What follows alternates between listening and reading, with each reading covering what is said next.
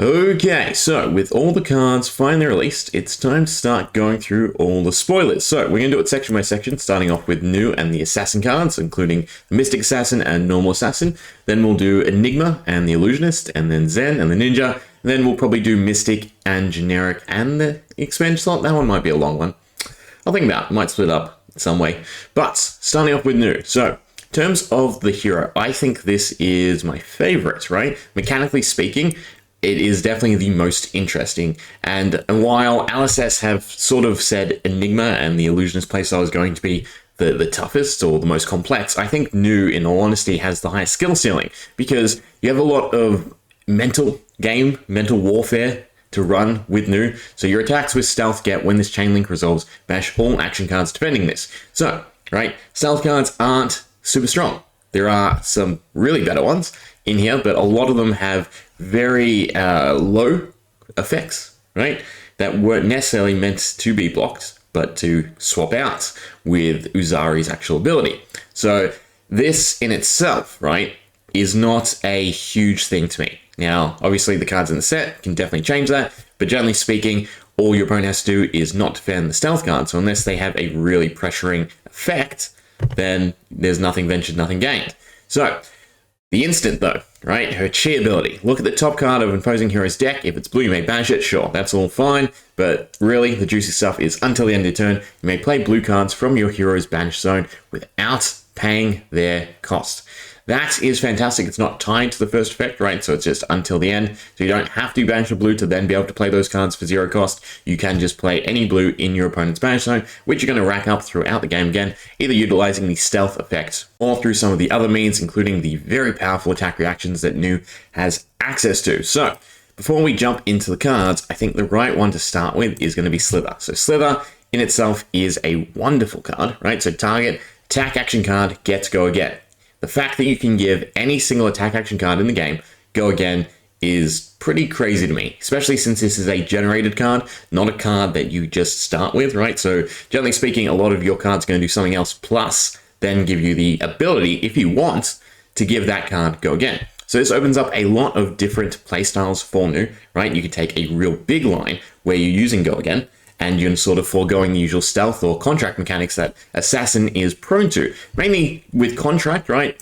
There's no real advantage. There's nothing that's really extending upon the contract game to me, right? None of the equipment uses silver. In fact, some of the equipment you'd probably take over the contract equipment. So yeah, new definitely has a lot of possibilities. I'm curious to see where it goes, but Slither is just, it's still insane to me that this doesn't have any restriction with it, right? It's not power, cost, or color. It's just blanket, any target attack action you want, gets go again. So in terms of equipment, right, we have Beckoning Mistveil. So to attack, go again, doesn't have piercing unlike most daggers, that's fine. When this hits, your next blue attack this turn gets +1 and go again. Now, the best way to utilize this is probably going to be with Flick Knives. And think about it this way, right? Each equipment slot usually has a specific rule. The legs is your go again. The arms is just buffing. What Beckoning Mistveil does is give Flick Knives the ability to give both a buff and go again. So whatever you attack with to start the chain, you can use Flick Knives to then proc this effect for the attack afterwards. Combo that with Slither or just a strong opening card, and that's pretty fantastic, right? Again, super powerful. You've got the legs to gain a go again or a different effect, and then you have the Beckoning Mistveil to give you 2 charges basically through Flick Knives without running Concealed Blade or anything like that to gain a buff and a go again effect. So Beckoning Mistveil is just a fantastic dagger. It's a bit of a shame that only new has access to it, because I'd love to see what the different assassins can come up with, right? Again, just giving blue go agains like Surgical Extraction could be pretty fantastic. So yeah, Beckoning Mistveil is a real standout card. But then we have the Mask of Recurring Nightmares, and I don't think there's really a weak L in this set. They all have their uses, and this is pretty fantastic. It's a late game Mask of Perdition, right? So target defending hero banishes a card from the hand, but you have to use Chi rather than it being an on-hit effect. So both have their own merits, but I do personally like the Mask of Recurring Nightmares a little bit more. It really shores up New's endgame when you are meant to, be running out of resources, just have a bunch of Chi, because basically you can use New's ability, play your opponent's cards, as long as you've fulfilled the normal criteria and they're also running blues. And then you have Mask of Recurring Nightmares to also just always hit something in their hand, because the way to think about it, is if you've attacked and they're defended, what's left in their hand is either going to be their pitchable, a defense reaction, or the card they're trying to play next turn, barring that of the arsenal. So being able to mask straight away after declaring your attack, after those initial blocks, is probably going to hit something important or cause them to not actually try to block up front, but instead rely on defense reactions and playing after your reaction step. So Mask of Recurring Nightmares to me is a pretty fantastic card in that scenario. And then you always have the good old reliable 2-block if necessary, if you're on the back pedal. Now the Heirloom of Snake Eye, this mechanic, I don't know if I'm a huge fan of it. Yes, you can definitely be in this state and it can happen quite regularly, but overall I don't think any of them really have powerful enough effects to warrant this mechanic. So when this equip, it is face down because that's cloaked, and then at the side turn, if you have exactly 1 life, you may turn this face up, and all you're gaining is 2 battle-worn armor. So yeah, I don't think that's that fantastic. Yes, it is rare equipment, but I was sort of expecting a little bit more oomph. There is the common one, no, sorry, not common one, the generic, no, let me try again. The mystic one that has a pretty sizable effect that could lead to a bit of a turnaround, but just gaining block, gaining ward is not that fantastic to me. So it's great for limited, might be enough to get a turnaround, but you're at 1 life. I don't, in all honesty, think that 2 armor is going to make that much of a difference versus being able to run some of the other gear. But yeah, as a pack filler, it's pack filler. Now, the arms and the legs are pretty insane to me again. So we have attack reaction, pay 1, destroy this, create a Fang Strike, and pay 1, create a Slither in hand. So again, the Undertow Stilettos, because you generate a Slither, make them probably one of the strongest legs you have access to, right? 1 cost to give any attack go again is insane. Versus that of, say, Snapdragon Scalers, where it has the limit to it, right? The card has to meet a certain criteria, or Time Skippers, where you're paying 3 for the extra action points, or in Mage Master, where again, you're paying 1, but you can only target non-attack action cards. So Undertow Stilettos is definitely a standout card to me.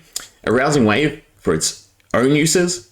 Now, Fang Strike is, in comparison to Slither, a letdown, right? Maybe if it was 2 attack, I'd feel a bit more better, but just 1 attack isn't that big of a deal to me. Now, the big factor of these 2 pieces of equipment is New has a sort of new mechanic, which is, if we can scroll down and find the correct card, yeah, Bonds of Agony will do. If you played or activated X or more attack reactions as chain link. So by using Arousing Wave or the Undertow Stilettos, what we're able to do is A, trigger 1 attack reaction, and then follow it up with the second one, meaning that you can more easily, through equipment, activate those secondary effects, which in that scenario, with New's game plan, makes them a lot stronger than their rarity actually details them. I do think these are probably some of the best common rarity equipment we've seen in quite a long time. Now, on to Gorgon's Gaze. God, all the Majestics, right, for the set, I think are pretty insane. So Gorgon's Gaze, create a Slither in hand, again, already a super powerful effect. Then we have banish all defending attack action cards on the combat chain. If HE was pitched to play this, you may play the banish cards this combat chain without paying their costs. So again, in this scenario, what this does is A, give you a way to guarantee that your attack has go again if it doesn't already have go again. And then B, if you use Chi, you're able to then play one of the attacks your opponent has blocked with, which will probably have some value to it and is basically just an all-encompassing second attack versus any normal sort of attack reaction that you would normally play in terms of just buffing. So the upside of this is huge if you can land that Chi effect. It's also a 3-block, right? So altogether, again, it's 2 attack reactions if need be, Slither and itself, followed by a really powerful secondary effect. And in all honesty, just taking the attack reaction to trigger some of the effects on cards and then creating a Slither in your hand is already kind of strong to me. Throw in the actual banish all defending attack action cards on the combat chain. So if they're blue, load up for New's effect, or if you pitch Chi, then be able to play them is powerful. Following that, we have Siren's Call, which is look at the defending hero's hand and choose a blue card, add it to the chain link as a defending card. If you do, draw a card. Now this can definitely be a little bit difficult to land, but it's also pay 1 to look at your opponent's hand, which is also really nice, right? You can understand what they're going for with their turn or what they're going to do blocking and defending wise. So that is definitely powerful. If you can actually pull off the choose a blue, the fact that you get to draw a card with it and again set up for New's effect is going to be pretty fantastic. So 2 for 2.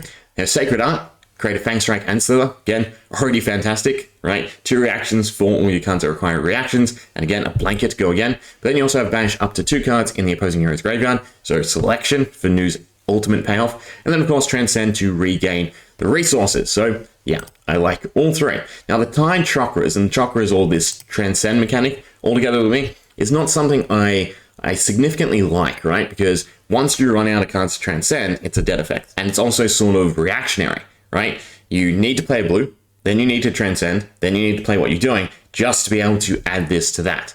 And in that scenario, I think they're sort of understated, right? So 1 cost for 3 on base is fine. 1 for 5 is definitely good, but I would like to see it as a 6, 4, and a 3, because that way they sort of outstat the normal attack reactions at the same cost that you could usually take. So usually with 1 cost, you'll probably see a 3 and effects, or just a 4 blanket damage, and sometimes even a 4 and effect. And again, Tide Chakra for that is just too inconsistent, right? It's a 3 most of the time and a 5 maybe. So why take the maybe? Why not just take a more powerful actual effect?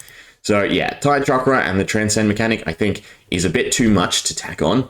And I much rather the whole pitch chi mechanic. And I think they could have done a little bit better if they were in line with that, right? If it was just, if chi was pitched to play this, +5 instead of +3. I think that would have been fantastic. Yes, target assassin or mystic attack action gets +3. If you pitch blue, create a Slither. Again, Slither is just super powerful that this is correctly stated, right? 1 for a 3 plus this insane effect that you don't have to use on this card, but next card or save for another turn. So I love Hiss, and yeah, it's a common. So that's really good. We love to see powerful commons that will be inserted into decks. I definitely think Hiss will definitely be played. Again, Slither just enables so much for the assassin game, right? If you look at Uzari or Rathe, a big thing is that you don't have access to a lot of go again. So it is a slight shame that these are tied to the Mystic rather than just being Assassin to really help them out. But what can you do?